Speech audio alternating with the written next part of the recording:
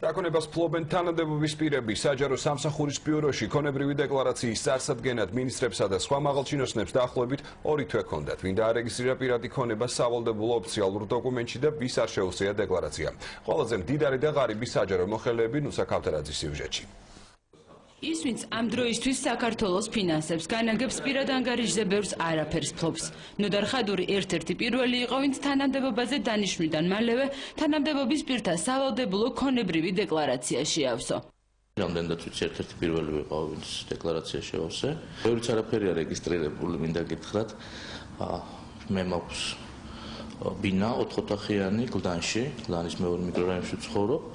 ჩემს სახელზე რეგისტრირებული მანქანა, რომელთაც ჩემი მეუღლე სარგებლობს, 2008 წელს გამოშვებული ტიდა, რომელიც კრედიტით გვაქვს ნაყიდი და დღემდე ვიხდით იმ ფულს და გარდა ამისა, მამაჩემის სახელზეა მიწა გორის რაიონში. ეს არის მთელი ჩემი ქონება. საჯარო სამსახურის ბიუროში საკუთარი ქონებრივი დეკლარაციის წარსადგენად თანამდებობის პირებს დაახლოებით 2 თვე ჰქონდათ. უმეტესობას დოკუმენტი უკვე წარდგენილი აქვს. მინისტრებისა და სხვა თანამდებობის პირთა პირადი ქონების შესახებ ინფორმაცია საჯაროა და ნებისმიერი მსურველისთვის ხელმისაწვდომია. პატარა კორექტირებას დაჭირდა და ერთი საათის შემდეგ განმეორებით ჩავაბარეთ. წარდგენილია ვადებში. რაც შეეხება უზრუნველყოფ ქონებას, კარგი ხნის წინ დარეგისტრირებულია, მათ შორის მანქანას და ბინაც. მე მგონი მეტი შეცდომა აღარ არის არაფერი და ყველაფერი სრულყოფილად არის, რადგან დასტური მივიღეთ, რომ ჩაბარებულია. ქონებრივი დეკლარაცია უკვე შევსებული აქვს ენერგეტიკის ministrსაც. კახი კალაძის უძრავ-მოძრავი ქონება 3 საცხოვრებელ სახლს, 4 ბინას, საქართველოს ტერიტორიაზე რამდენიმე მიწის ნაკვეთს და უცხოური მარკის 17 ავტომობილს ითვლის, თუმცა ეს ქონების მხოლოდ ნაწილია.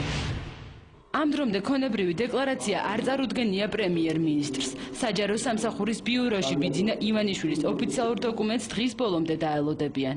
80% დეკლარანტებისა უკვე შემოიტანა დეკლარაცია ონლაინ და ასევე მოქალაქეებს აქვს საშუალება, რომ ონლაინვე ჩვენს ვებგვერდზე declaration.gov.g შევიდნენ და მოძებნουν თავიანთი საინტერესო თანამდებობის პირები და ნახონ მათ მიერ შევსებული ქონებრივი მდგომარეობის დეკლარაციები. პრემიერ-მინისტრის დეკლარაციის შემოტანის ბოლოა დაიწურება დღეს 24 საათზე, შესაბამისად მოქალაქეებს უკვე საშუალება ექნებათ ამ მოდის გასვლის შემდეგ იხილონ პრემიერის მიერ შევსებული დეკლარაცია ასევე ჩვენს ვებსაიტზე. მთავრობის წევრებს დეკლარაციის წარდგენისა და დღეს 12 საათზე ეწურებათ. სავალდებულო დოკუმენტის გამოუქვეყნებლობის შემთხვევაში საჯარიმო სანქციები ამოქმედდება.